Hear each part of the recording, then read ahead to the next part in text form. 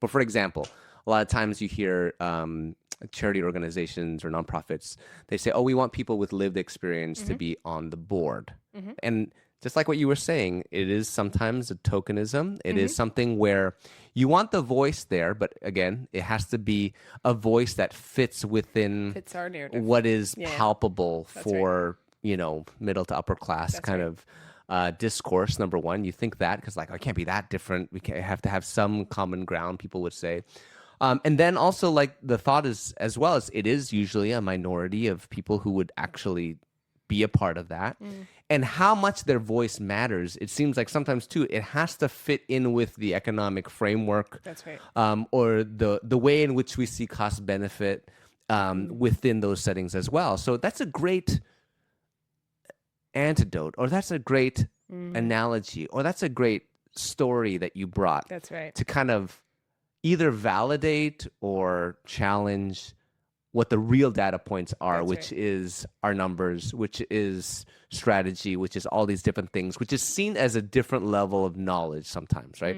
It's a way of knowing that is like substantiated. Yeah. And then there's narrative, which is seen as padding. And so when it comes to like people on boards or like the participatory of like, say, church outreach programs, I have a food bank in my church as well. And I'm thinking to myself, yeah, I mean, I think there's a lot of what we do that is not full on participatory like what you're saying, but what lessons do you have there that would contribute to helping people like inch towards that? Is there like certain philosophies or certain things that you would want to do? Say, for example, the cart that you had, like how to do that in a way that really allows that power to be Yeah. released.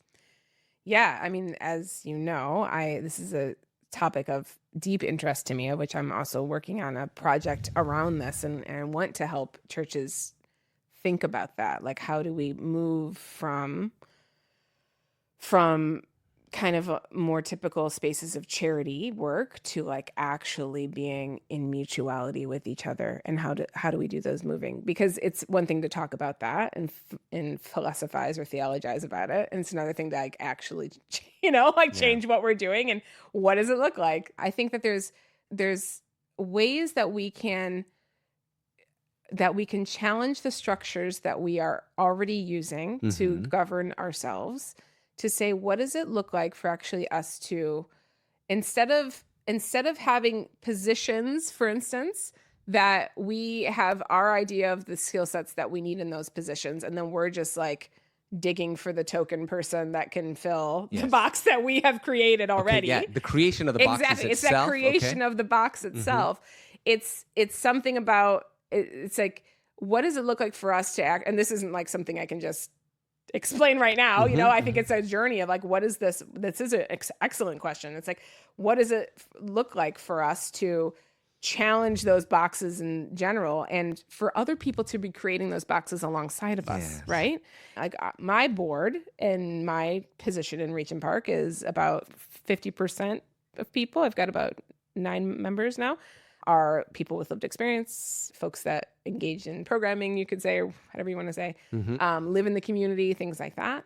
I mean, we could definitely go well beyond 50%. like it's, it is a commitment still, obviously. Like there's still like markers, right? Like of like commitment and ability to make the meetings and things like that, of course. But there's also like a whole lot of people. Often we think, oh, it's only a very small amount of people that actually want to do these kind of things. I actually think that's not true. I think it's just that we're writing the scripts all the time. We're the ones always saying exactly what we want, exactly what we need in this position are these things. So of course, you're only going to find a few people that will fit those. Exactly. Or who would word it that way, or who would be comfortable with that, right? It's like, that's in itself, like that practice of kind of allowing the community to inform how we create the boxes and what we are actually looking for. Something that comes to mind to share around TUHU is how we structure ourselves. I think that could be interesting to hear now too. So in TUHU, we decided, because capacity is a very real thing. Like, of course, right? Like we all have different capacities. I have different skill sets than you. We, work together in different ways.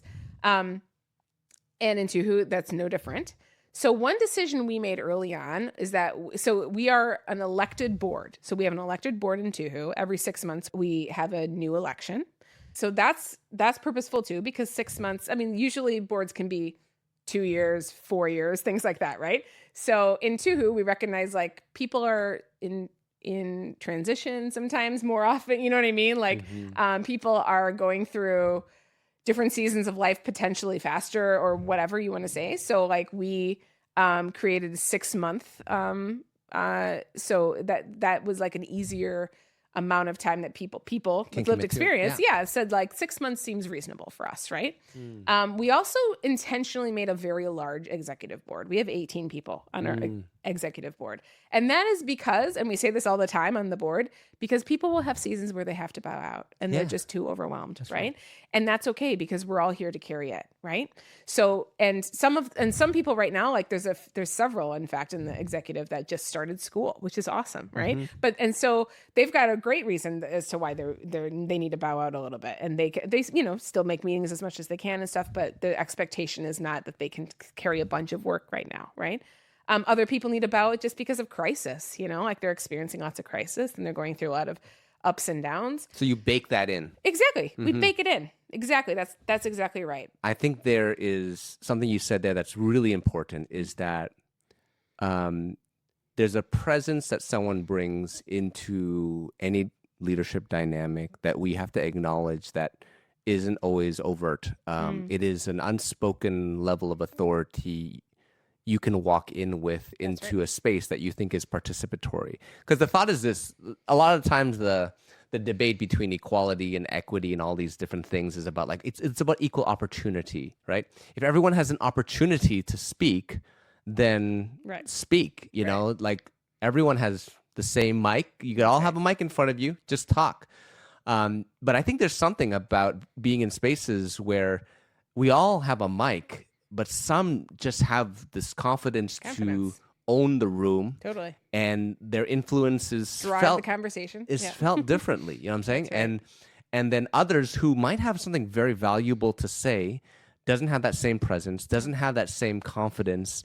And it really actually shows. It's not only the amount of words you get, it's also how it's felt and how it's perceived. That's right. And oftentimes, if it is having to do with tokenism, or if it does have to do with, a majority of people who are in stable housing and all that stuff, and someone who isn't, the question is how loud are we hearing voices? I think is a very important thing. Like for you, the two of you who are a part of that is initiating and just questioning, should we even be part of it? I think it really takes a very particular type of person too, I think, that can really know their voice and how much weight it is and when to draw back, how to be, and that must be a hard thing for you to figure out too, like how to be your full self, but at the same time, letting that full self not override other voices, right? I mean, is that a challenge for you of like how you marshal that? Because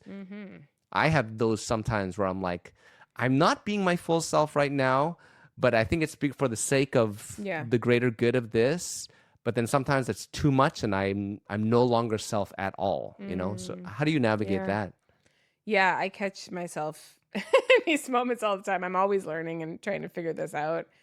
I think I use my friends and TUHU to like hold me accountable and ask like, hey, did I talk too much right then? Like I said that several times.